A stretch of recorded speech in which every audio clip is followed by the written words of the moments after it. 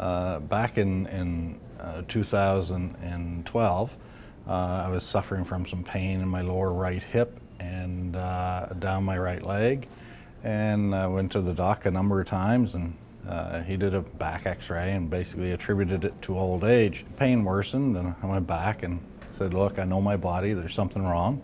A week later I had a CAT scan, and the radiologist wouldn't let me leave the hospital. It turned out to be a tumor about the size of a softball, which was a sarcoma.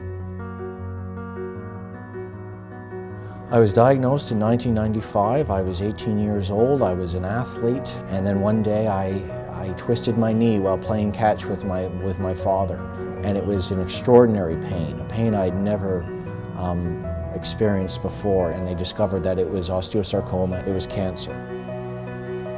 I can't think back from the great patient successes and unfortunately to the patients who did not do well.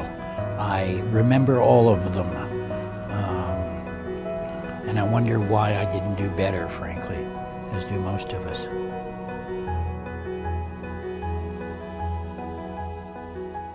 We're here today at the Toronto International Sarcoma Symposium. We have speakers from around the world. We also have attendees from as far as Singapore and Hong Kong. The conference here today has been a very exciting one with updates from distinguished faculty from around the world, many of whom are also good friends. The sarcoma community is very small, and we're on a first-name basis with everyone.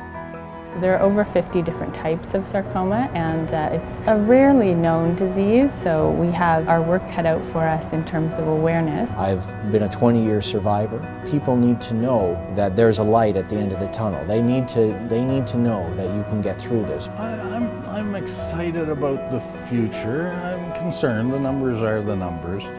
The messaging from the docs in Toronto has been hopeful. So I'm hopeful. That's where I am. It is critical that we find a cure and that we find new treatments, and so some great research is going on. It's not being well funded currently, and there's a lot of need for additional funding. It's a scary thing to get a cancer diagnosis, but there are a lot of people coming together to support this disease and support the patients in Canada and hopefully find a cure.